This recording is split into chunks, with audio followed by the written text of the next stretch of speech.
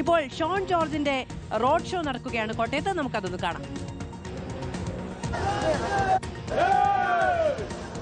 Road ഷോയിൽ നിന്ന് K Akhil നമ്മളോടൊപ്പം ചേരുകയാണ്. അഖിൽ, എത്രത്തോളമുണ്ട് ഷോണിന്റെ പ്രതീക്ഷ?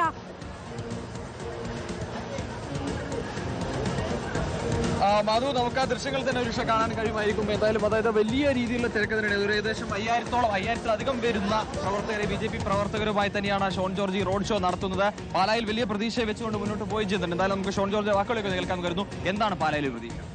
പാലായിലെ പ്രതീക്ഷ ഇതാണ്. ഈ കാണുന്ന ജനസഹസ്രങ്ങളാണ് ഞങ്ങളുടെ പ്രതീക്ഷ. ഈ കാണുന്ന ജനമാണ് എൻ്റെ പ്രതീക്ഷ. ഈ ഒരു വലിയ അത്രയും ജനങ്ങളെ കൂട്ടിക്കൊണ്ടൊരു മാസമായിട്ടുള്ള റോഡ് ഷോ നടത്താൻ തന്നെ കാത്തിരുന്നതാണോ? ഇതിനകത്ത് പാല എന്ന് പറഞ്ഞ നാട്ടിൽ നിന്നല്ലാതെ പാല നിയോജകമണ്ഡലംകാരല്ലാത്ത ഒരാൾ പോലും ഈ ജാഥയിൽ പങ്കെടുക്കുന്നില്ല. ഇതാണ് BJPയുടെ പാലയിലെ ശക്തി എന്താണെന്ന് അറിയാൻ മേലാത്തവരാണ് ഈ കാലം അത്രയും BJPയെ തഴഞ്ഞു നിർത്തിയത്. BJPയുടെ ശക്തി എന്താണെന്ന് BJPക്ക് ബോധ്യപ്പെട്ടു. അതാണ് ഈ കാണുന്നത്. അതായത് ഇത്ര ദിവസം, അതായത് ആദ്യത്തെ ദിവസങ്ങളിലൊന്നും റോഡ് ഷോ നടത്തിയിരുന്നില്ല. മറ്റേ സ്ഥാനാർത്ഥികളൊക്കെ റോഡ് ഷോ നടത്തിപ്പോയി. പക്ഷേ ഇതിനു വേണ്ടി വെയിറ്റ് ചെയ്താണോ ഇത്രയും വലിയ രീതിയിൽ തന്നെ വലിയ ആളുകളെ വെച്ചുകൊണ്ട് റോഡ് ഷോ? പാലായിലെ ഏറ്റവും വലിയ രാഷ്ട്രീയ പാർട്ടി ഭാരതീയ ജനതാ പാർട്ടിയും NDAയും ആണെന്നുള്ളത് അക്ഷരാർത്ഥത്തിൽ തെളിയിക്കുന്ന ഒരു പ്രകടനമല്ല ഈ കാണുന്നത്. എന്താണ് വിജയ പ്രതീക്ഷ? ഞാൻ പറഞ്ഞല്ലോ, ഞാൻ തുടക്കം പോലെ പറയുന്നു, 25,000 വോട്ടിന് മുകളിൽ ഭൂരിപക്ഷത്തിൽ പാലായിൽ നിന്നും ജയിക്കാൻ കഴിയുന്നത്. UDF നിലവിൽ ജയിച്ചുകൊണ്ടിരിക്കുന്ന, കാലങ്ങളായി ജയിച്ചുകൊണ്ടിരിക്കുന്ന, ഇടയിൽ ഒരു തവണ മാത്രം LDF വിജയിച്ചിട്ടുള്ള ഒരു മണ്ഡലമാണ്. ആ മണ്ഡലത്തിൽ BJPക്ക് എന്തായിരിക്കും ഘടകമായി മാറുക? ആ കാലഘട്ടം കഴിഞ്ഞു. ഈ UDF, LDF, UDF ഈ കാലഘട്ടത്തിന് അവസാനിച്ചു. അതിന്റെ അന്ത്യം കുറിക്കുകയാണ്. ഈ തെരഞ്ഞെടുപ്പ് മുതൽ ഇനി BJPയുടെയും NDAയുടെയും തേരോട്ടമായിരിക്കും ഈ നാട്ടിൽ. ജനങ്ങൾക്ക് ബോധ്യപ്പെട്ടു, മതിയായി.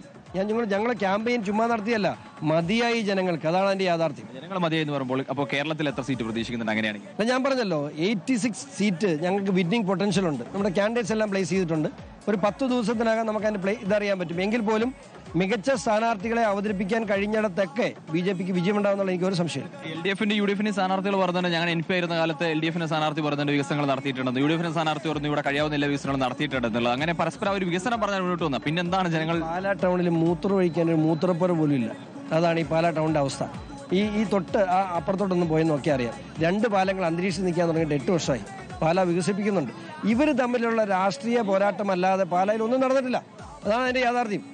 ഒരാൾ പറയുന്നു ഞാൻ വികസനത്തിന് തടസ്സം നിൽക്കുന്നു, മറ്റാൾ വികസനം നടത്തുന്നില്ല എന്ന് പരസ്പരം പഴിചാരി രക്ഷപ്പെടാൻ ശ്രമിക്കുകയാണ്. അങ്ങനെ അല്ല, ആ രാഷ്ട്രീയത്തോടുള്ള പാലയുടെ മടുപ്പാണ് ഈ തെരഞ്ഞെടുപ്പിൽ ജനങ്ങൾ കാണാൻ പോകുന്നത്. ഒരു സംശയം വേണ്ട. ആ രാഷ്ട്രീയത്തോടുള്ള പാലായുടെ മടുപ്പ് വളരെ കൃത്യമായി ഈ തെരഞ്ഞെടുപ്പിൽ പ്രകടമാവും. ഈ പാലായിലുള്ള ആത്മവിശ്വാസം സമീപത്തെ മറ്റു മണ്ഡലങ്ങളിലേക്ക് നിയോജകങ്ങളുണ്ടാവും. പാലായിൽ എന്താ, പൂഞ്ഞാറിൽ എന്താ മോശ, കാഞ്ഞിരപ്പള്ളി എന്താ മോശ, നമ്മുടെ എല്ലാ സമീപപ്രദേശ മണ്ഡലങ്ങളും നോക്കിയോ, ഏറ്റുമാനൂർ എന്താ മോശ, കോട്ടയത്ത് നമ്മൾ നല്ല പോരാട്ടമായിരിക്കും നമ്മൾ കാഴ്ചപ്പെട്ടത്. ഒരു സംശയം വേണ്ട. കടുത്തുരുത്തിയിൽ എല്ലായിടത്തും NDAയുടെ ശക്തി റോഡ് ഷോ പുരോഗമിക്കുന്നത്. പാലായിൽ ജോസ് കെ മാണി മനസ്സില്ലാ മനസ്സോടുകൂടിയാണ് മത്സരിക്കുന്നത്.